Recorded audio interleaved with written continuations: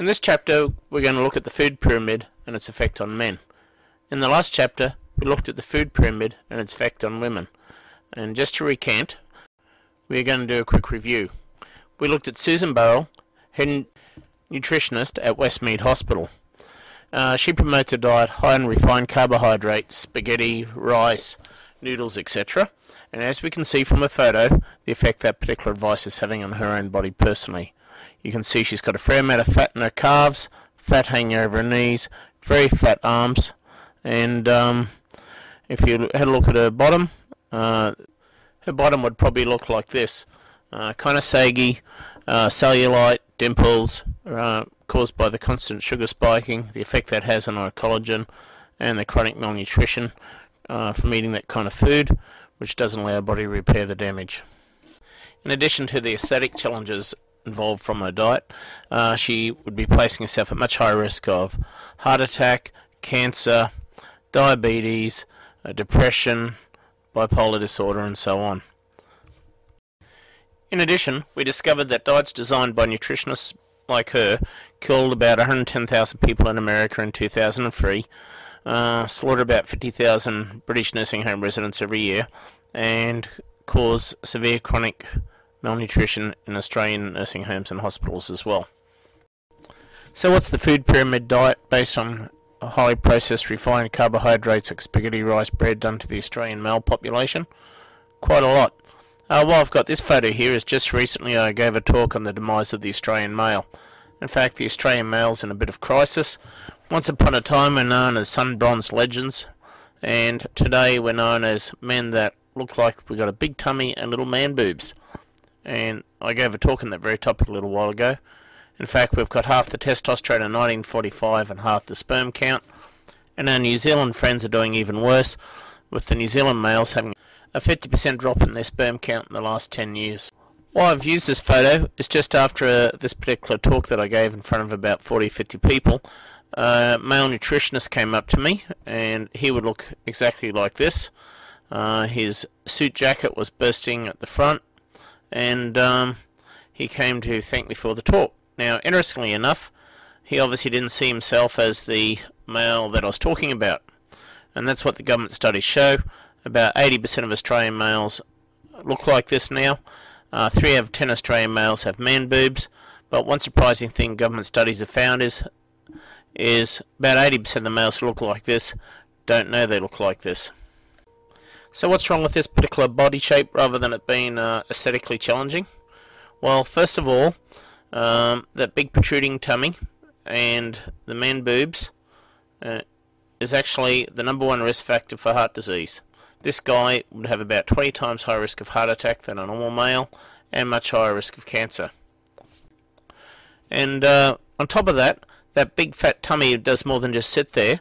It actually converts his testosterone to girl hormones, and that's part of the reason why he has those nice little man boobs that 3 out of 10 Australian men do. It does a little bit more than that. Those fat cells also produce disease and inflammatory markers, causing his blood vessels to get damaged, making him likely to get cancer, etc. But the other thing it does in his relationships is the fat cells are making him lots of estrogen. So what that does is his body starts producing female pheromone as well as disease markers. So to his female partner, he starts smelling like a diseased woman. On top of that, unlike us men, women actually judge males by how they look. Way back in the female genome is a little detector that detects males basically on their ability to hunt mammoth and fight saber-toothed tigers. And this is partly how they select their mates. To hunt a mammoth, you need to be pretty strong, pretty fit, be able to thrust a spear pretty well, and to fight tigers, probably a pretty similar thing. This male, if he came across a mammoth, wouldn't really be able to do too much, and if he had to fight a tiger, he would probably end up being meat. So from a female survival viewpoint, not a good match. And in fact, females actually pick males based on their ability to give pleasure. Their ability to give pleasure physically correlates with their ability to hunt mammoth, and when a female is actually testing a male in the boudoir, she's actually testing his physical power and strength to see how good he is hunting at mammoth.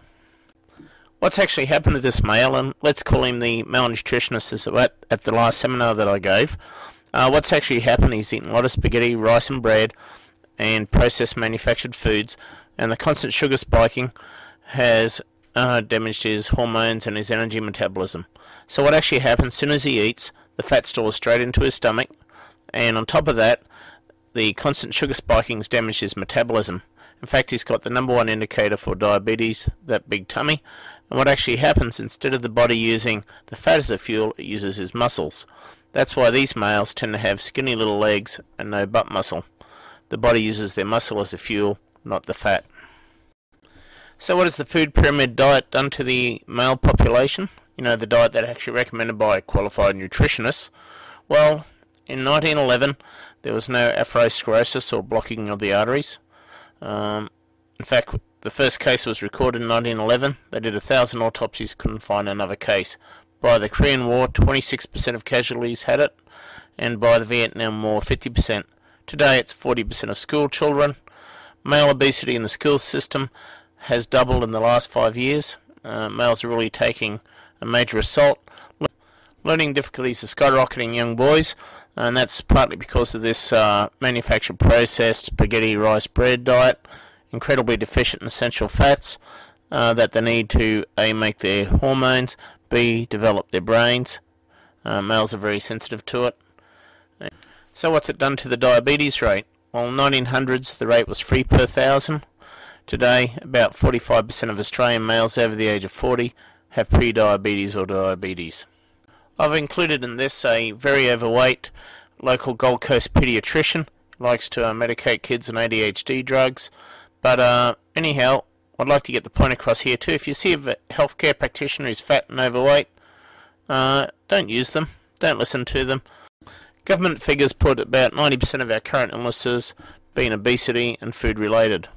So why go to a healthcare practitioner like a fat naturopath, a fat nutritionist, or a fat paediatrician?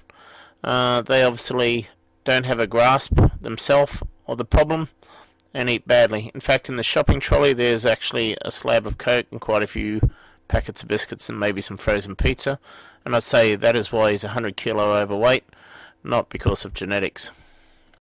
So anyhow, let's use me as an example of what happens when you use the food pyramid. Here I am at the age of 35, as a bit of a serious athlete, just finished climbing a mountain, looking very old and aged. By the age of 42, here I am, very fat, overweight, 54-inch stomach, riddled with arthritis. Fact of the matter is my body can no longer handle the sugar spiking, etc. Maybe when I was younger, but now I paid the price of it. You'll notice I too have very sexy little man boobs. In fact, when they did the testosterone tests on me, I was in the bottom 10% of 40-year-old males. And what's sad about that is the testosterone level of 40-year-old males today. So it would have been half of a 40-year-old male in 1945. Here I am at the age of 43, 1 year later, off the food pyramid diet. Notice my arthritis is gone. I'm back to lean, fit and cut. In fact, I celebrated my 43rd birthday by riding 170 kilometers on my bike and finishing with 10 sprints. Here I am 8 years later, at the age of 50, looking fit, healthy and vital still.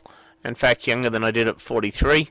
And I celebrated my 50th birthday by climbing Mount Warning and then doing a 4 or 5 hour bike ride the next day over the mountains of northern New South Wales. And here I am at the age of 52, still following the program.